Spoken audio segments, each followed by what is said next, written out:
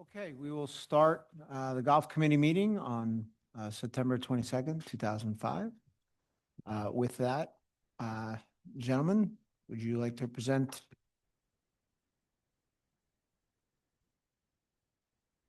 Good evening, everyone. Thanks for having us. You guys have our little agenda right in front of you. I'll kind of go over some of the quick hits and we'll take turns speaking on some of the issues here. Just a little admin revenue and rounds update through the end of August. Gross revenue up versus 2024 at this point is just near $73,000. Year-to-date green fees up versus 2024, just under $200,000. Obviously, we discussed that a little bit. The small green fee increase last year, leading to quite a bit of that, and then since May or so, mid-June on, it's been all systems go with the weather and just activities going bell to bell at the golf course every day. Rounds are down about 3,500 rounds for the year, weather related. Early on, we never quite caught up from the May-June rain. A little bit of April there too. Never quite caught up from there, but with the green fee increase, we've outpaced that. Golf shop up 12,876 versus 2024 overall. With less sales, the 25 profit margin is 34% for our cost of goods, roughly $43,000, versus a profit margin of 22% in 2024. That's something when I got here was a main sticking point for me, and something we worked hard on as a group to rectify, and just kind of making sure pricing was accurate, golf shop merchandise array was accurate, we had the right brands, and less dead stock. So we've done a really good job of cleaning up the golf shop merchandise, making it more current and more profitable, as you see. So a little bit less play. It hasn't really negatively impacted margins, but it's limited the volume. So our margins are better, but our sales volume's down a little bit. So food and beverage down versus 2024 overall in sales, with impact of the bar construction right in the middle of the season. You know, that May-June time up until just about Father's Day when we got back open. So definitely an impact in the middle of the season. We kind of knew that was going to come at the cost of the bar, but in the end, the bar is going to, I think, pay for itself a million times over down the road. Cost margin 30% versus 24, cost margin 28%.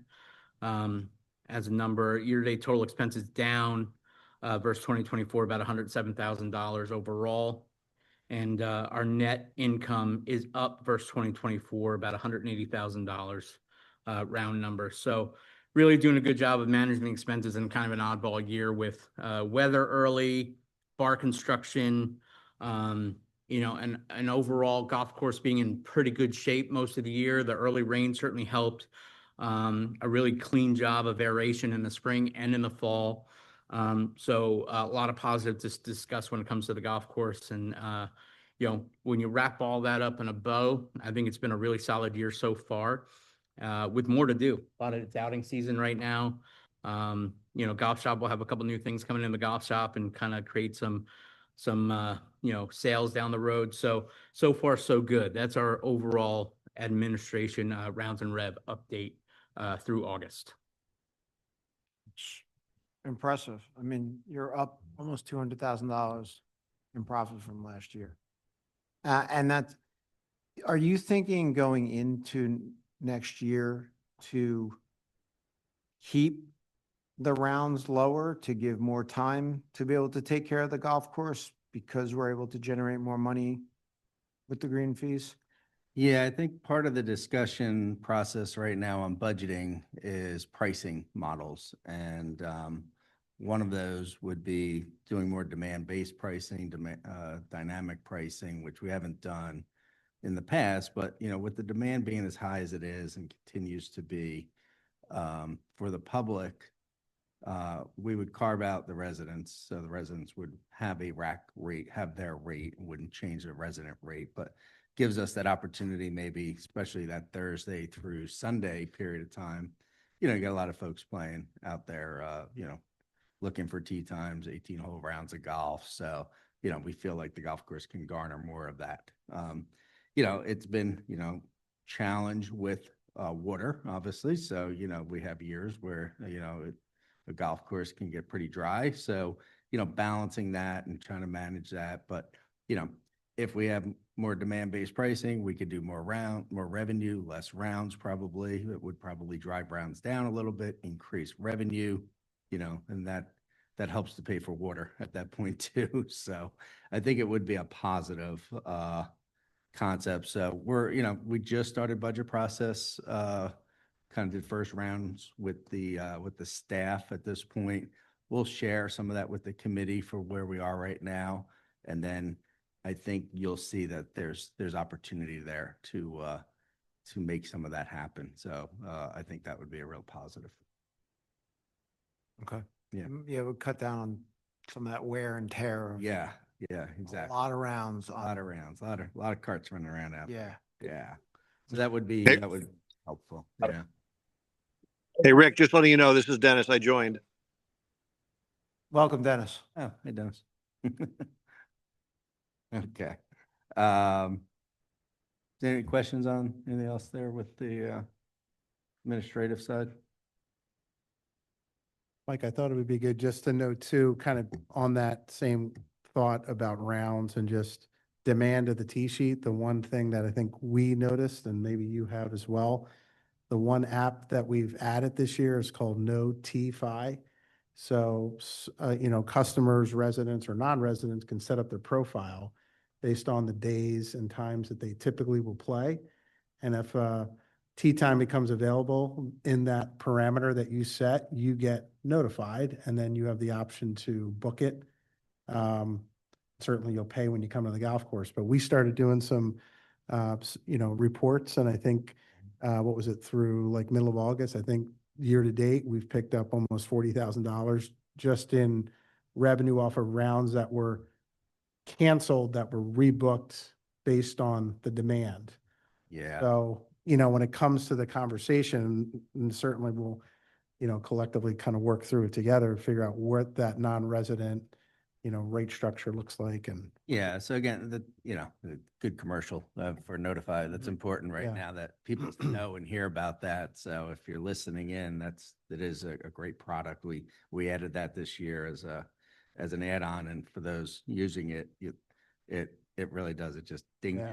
your phone on a text and lets you know that time opened up that you were interested in. So, we see it like we'll get that no show or short show 24 hours or 48 hours.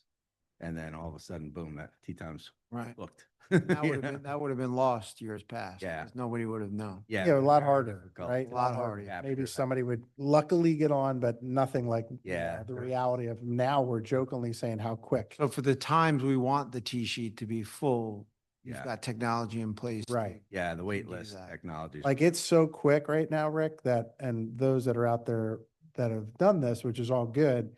If it's a prime time, Friday, Saturday, Sunday, you booked for 4 and you're like, oh, so-and-so's not joining me. I'm going to edit my reservation, bring it down to 3. Now that single becomes available on a Friday or Saturday. It's booked in less than 2.5 minutes.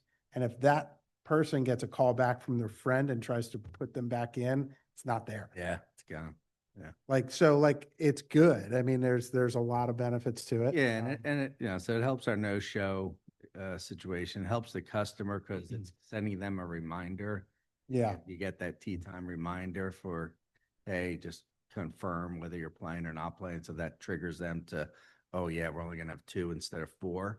And so that it makes it better for everybody because then we're not in that place of having to charge no shows right. because a lot of them are gone, right? We're not in that Right. fight with the customer. So that's a really good thing. But you have the no-show. If Yeah. you ignore it, then that's Exactly. on We you. have it, And and the yeah, text messaging is great. it works really well. It's Perfect. so simple to hit a number back to confirm, to cancel, to edit. It's, Yeah, Yeah. working out pretty well. And then going to the online booking, again, we have that information. We have everything we need to make sure they know not to no show.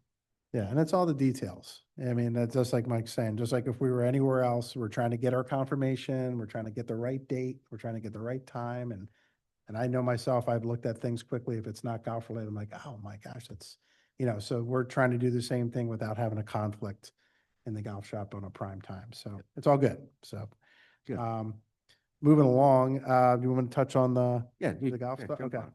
So with August kind of update specific to rounds of golf, you'll see here 6,964 were the rounds for the month. We budgeted 6,240. So we're 724 ahead for the month based on budget. And then just below that, last August in 2024, it looked like we had some rain. So we were 180 rounds ahead this year than we were last August. The next bullet kind of ties into kind of a little bit what Kevin has mentioned to earlier, year-to-date rounds, and through the end of August is 33,307 versus where we were last year, which was 36,855, kind of puts us in that 3,548 rounds down as we've touched on. When you look at green fees and cart fees for the month, 399, 183 versus the budget of 361, 296. So we're ahead about a little over 37,000. The range revenue that continues to be ahead of budget. Seems to be good, consistent, range activity. 36,540 versus the budget of 27,500. So a little over 9,000 ahead for the month. And as Kevin alluded to a little earlier, our merchandise number, this is for the sales for the month, 21,706 versus what we budgeted at a little over 25,000. Again, even with the sales being down because our margins are a little bit better, we're still really trying to, stay a little bit ahead of where we were last year, even on months where we have a little bit less in sales. Probably started seeing, obviously we have a big match this coming weekend for the US and the Ryder Cup. So last week we started kind of putting some promotions out there and just some red, white, and blue in the shop and doing some promotional sales and things like that. So, so hopefully come on in and take a peek of what we have to offer. And this past weekend, I mean, obviously the weather has been cooperating for us in the fall. The fall months are always great. We hosted our club championship. Thanks to a few of our committee members for participating, both Helen and Rick and Rich, who isn't here with us. We had 48 players, combination of our ladies and our men and our seniors and our super seniors. So golf course presented well. Thought the competition was good. We continue to use the digital format. I think hopefully the golfers, you all as golfers and players are experiencing that. If you were close, you were kind of following along. We had some good camaraderie post game. Fortunately for us Eagle fans out there, that game was on and we were watching that as well. So it was good to kind of have everyone kind of be around and watch the scores come in and present the winners there that won. So congratulations to all those out there that won. Our Paula Tazi's our defending champion for our ladies. Richard Young was our defending senior club champion, and Brian McDonald was our super senior. So congratulations to all those. And coming up, as we get into, as Kevin and Mike had mentioned, this is certainly our outing season. We're going to be going Mondays and Thursdays pretty much through end of October. We have our Folds of Honor event that we've done annually. That'll come up here early November. So we'll start getting that promoted and registration out. So certainly if you're out there and you've played in the past, we'll save the date for us and, look forward to another great event to raise some good money for our heroes out there. And touching on that, the PGA sections, both New Jersey section, Philadelphia, and a number of other sections throughout the country have started the HOPE program, which Spirit Golf and all of us here at the table and others have been around it for years, but it's helping our patriots everywhere. And we've hosted, Makefield specifically has hosted a PGA HOPE program last fall. Myself and a few of the coaches have coached that program. We'll do that again this year. It's going to start second week of October. And there's about 5 Thursdays in a row that we'll do that. And in Spirit, we've done that at a number of different properties. So excited to have a nice turnout and hoping for good weather on those nights. So just wanted to let the committee know that that's continuing this fall. And then I don't know if there's anything else you guys want to add there. Yeah, no, I think a couple of things, as we were talking about budget, and Kevin and I have been at a few industry shows of late and talking technology a lot. AI obviously is a big, big conversation in our world, just like it is in everyone's world. GPS is a pretty big conversation. We've looked at 2 products right now for GPS for the golf carts. So I have a proposal out in front of Dave, and hopefully be out in front of the supervisors at the next meeting. So think it's a great product. Tons of great reporting and tracking on the back end for pace of play, and really a great management tool, but also add on for the golfer to have that in the golf cart and have access It to. would be added to the existing Yeah. Yamaha carts that we have. Correct. Yeah. So, and the pricing, we got some good pricing on the units, and we feel like with the slight increase in the cart rate, it'll certainly pay for itself and more. So, working on that. I'd like to get the module buildings back on their agenda for the supervisors. I think we were showing the modular buildings that were out there, and that's again a no risk opportunity for the township. There's no cost.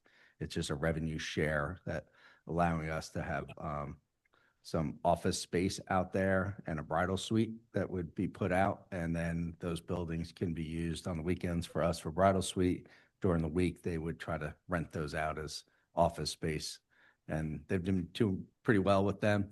A lot of people still are working hybrid schedules, and not a bad place to sit and have a small office for a day and rent it. So working on that as well. So just a couple of things going there. Where would that be? They'd be near, so the bridal suite would be up by the tent. So kind of looking out on towards 18, and potentially on the right side as you're coming up 18, kind of looking out towards 18, but further down towards the house. Yeah, kind of in that corner there. So really kind of neat. So they've been doing this out, and they started more in Texas and kind of making their way through. We met the gentleman at our golf course owners meeting, and very interesting stuff. So could be a nice add-on for us. So again, just kind of looking for these opportunities, things that A, could make money, and B, not cost, something like that, not cost us anything. Then last bullet point in the August update was F&B. So I think, the bar piece, you can see just August number, pretty strong, 124,433. Budget was 104. So picked it up about 20,000 from budget. So we're starting to see now that the bar's there, July and August, we saw rounds starting to pick up. We're seeing the bar pick up a little bit. So that's all positive. So that's looking pretty good. All right. Let me just jump into maintenance. All right. And then on maintenance,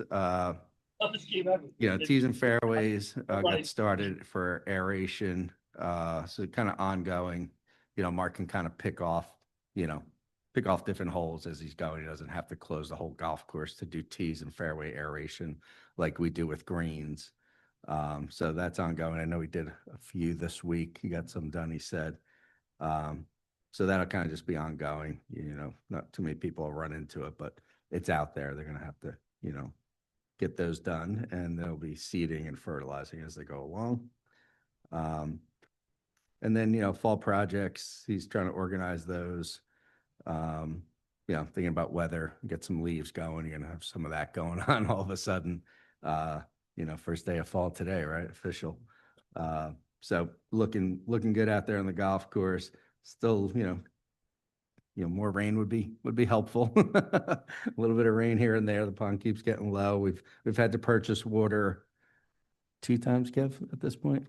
Yeah, 2 different times we've had turn on the spigot at this point, during some dry periods. And, when we're aerating, it's really important that we keep it moist because we're fertilizing and seeding. So we got to be real protective with it there. So, hopefully we'll see. We're supposed to get some rain Thursday. So we'll see if we need to turn it on again or not at this point, but much less than last year. That's for sure. We've had these intermittent rains that have just helped us in the nick of time, a few times. So it's been pretty good. But, we can see the difference, on a year like this when we get a little rain. So, that water source is key. And I'll talk a little bit more about that when we get to capital. So you want to hit F&B? Dennis just asked online if you could just share the GPS products and proposal. He's Yeah. very, very interested in the Yeah. GPS. Definitely. We'll I know his ears perked up when he heard you say that. Good. You got it, Dennis. Thank you. Food and beverage, tricky time of year, a lot of events and big events. This past Saturday, we just had 160 people in the tent, plus a lot of outside seating. So luckily the weather was great and, that all went out with a hitch. But, between Melissa booking them and Jenna kind of running the department, just real busy right now because some of the core staff that we've had are back at college and back at school and doing their thing. So, added on a couple rookies, but busy time of year for us over on that side of the building. So doing really well. Plus with the rhythm of the bar kind of really now in full swing, it's just busier than it was before.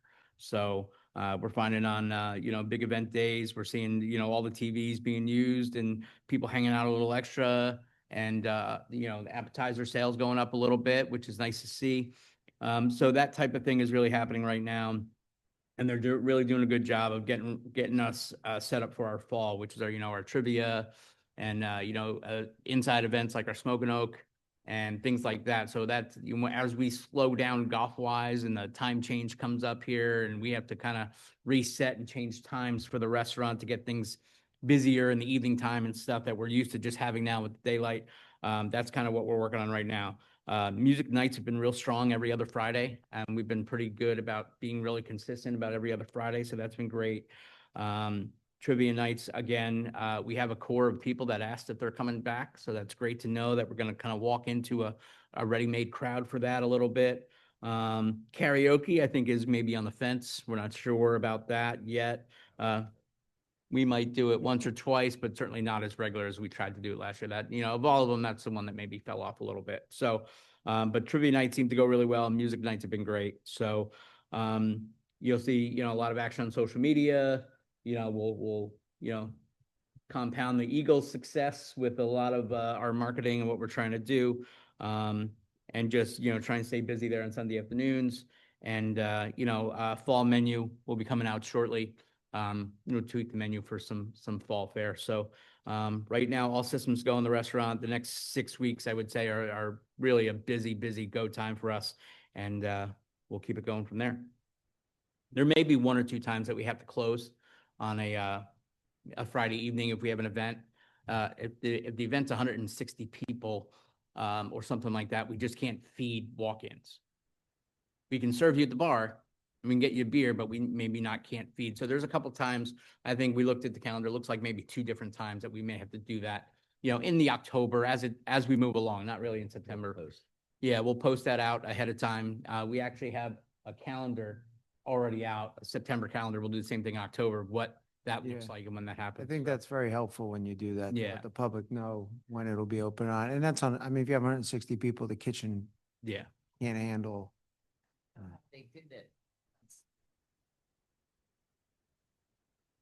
Because they also had an event on the other half of the clubhouse. Yes, that's where the team, going into your point, Helen, like that's where, and what we call like the BEO meetings, the banquet event, the BEOs that we lay out, like it is a timing, certainly what can the facility handle, what can the, with it not impacting the customer and making it feel welcome. So fortunately on my side of it, having been here fortunately for so long with Spirit and all of you, knowing that our golfers for club championship weekend are going to come in, use the facility, maybe grab a quick coffee or water and kind of off to the tee box, the morning on a Saturday inside isn't quite as active as lunchtime is. So the shower that was with us on Saturday was from 11 to 2. So the bulk of our golfers were coming in for lunch around 1:30.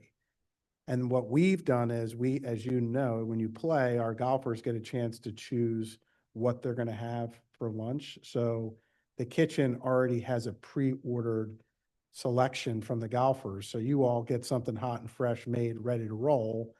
And we time that out. So then Chef Mark and whoever's with him back there can time that out.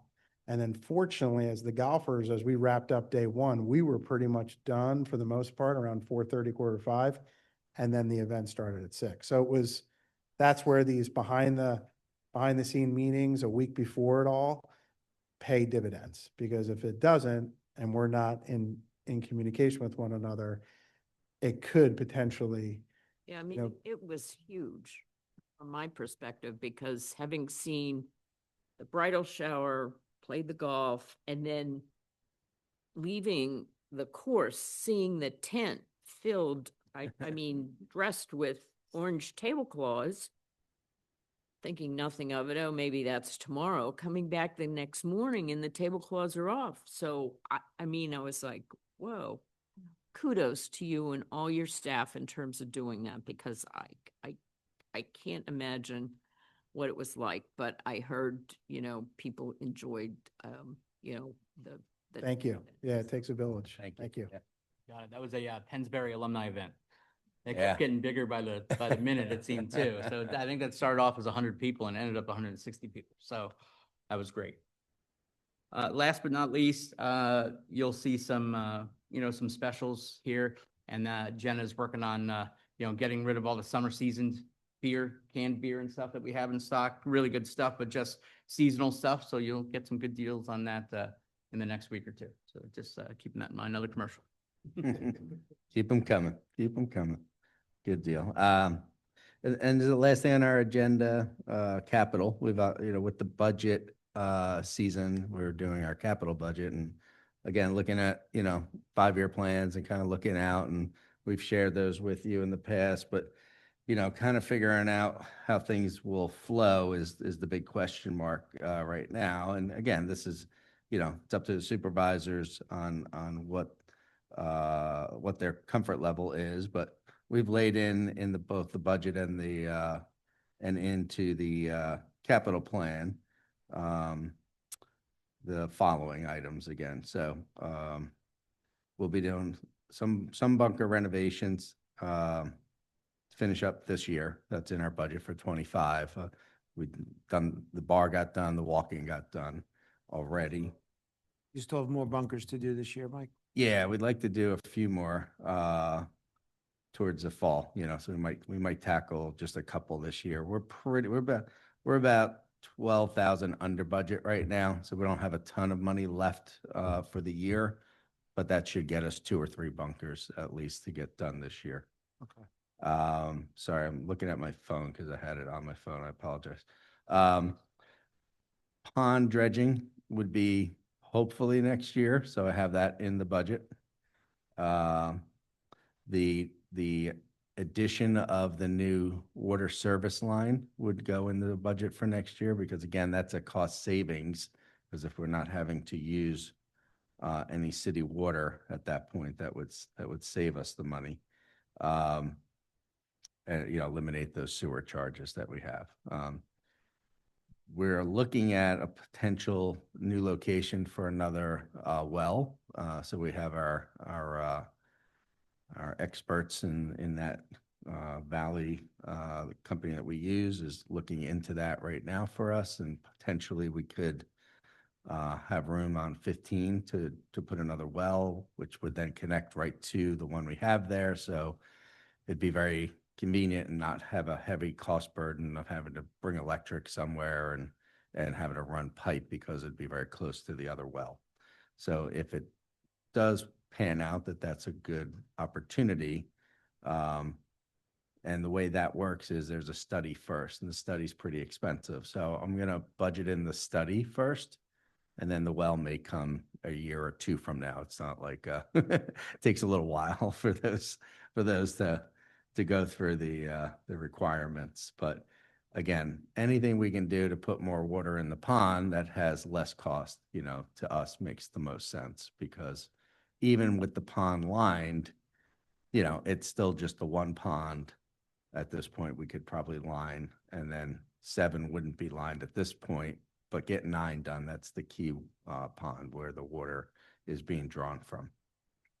So the other items that we still have hanging out are completing the fairway bunkers. So that's Mike, on our list. It's a question, the sure. liner, so in the past, we talked about replacement of the liner. Yeah. Did all of this eliminate the need for that, or we still need to? No. We still, I mean, the way that is losing. So you definitely want your pond liner done. That's your priority.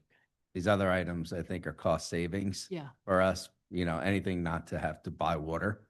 So if we can put another well in, because, we could pull the water, and then it's just a matter of a little bit of electric cost versus paying for the actual water. Right. And then the same with getting rid of those sewer charges. When we do have to turn on the tap for the city water, there's now comes a sewer charge that's very expensive. So if we can eliminate that, that's good too. If we did the pond liner and a well, we may not need to use the city water very often, and maybe a very infrequent thing, more of a drought kind of situation. But, this is kind of the egg before the, what goes first kind of thing. So I have them all 3 in there right now, to be discussed with the township and the supervisors as to what's the best direction.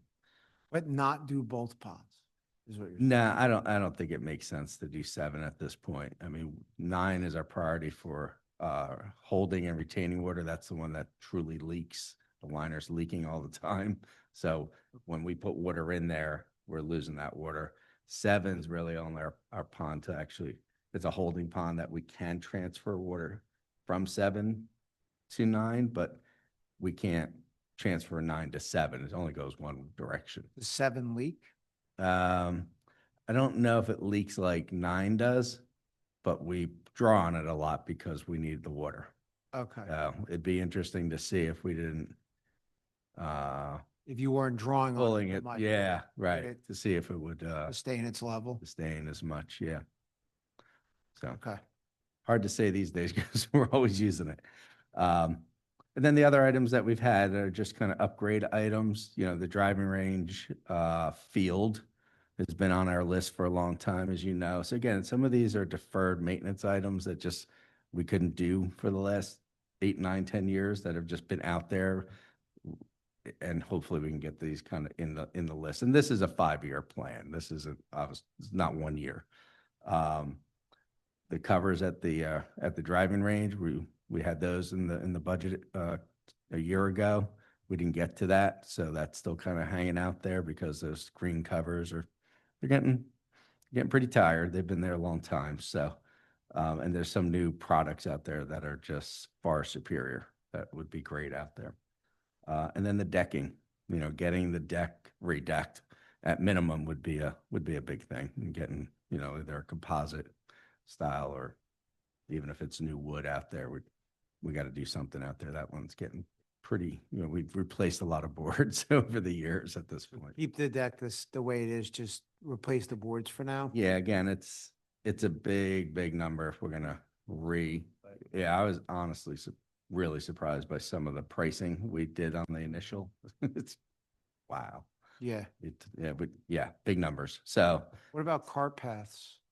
cart paths, we did do some. We're doing that kind of in-house with Public Works. So, kudos to them. They got out there and did several of the more broken up sections. So our team went out and excavated, got it prepped. They came in with the paver, rented a paver, and paved it for us.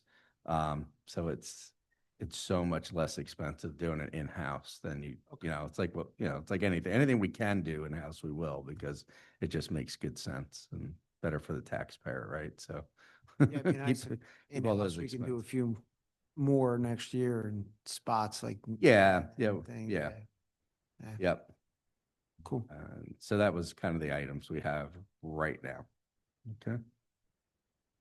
That's about it. Anything else that we wanted to discuss tonight?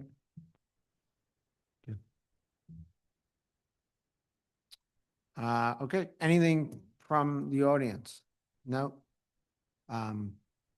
Okay, I did want, since you are here, and I told you last time that I would get you an answer, I did write our liaison a letter asking about the intent of the golf course. Specifically understand the primary objective of the golf course to serve as an amenity for the enjoyment and benefit of Lower Makefield Townships, or whether its principal function is to generate revenue and profit for the township. Of course, the goals are not mutually exclusive, and the answer could be both.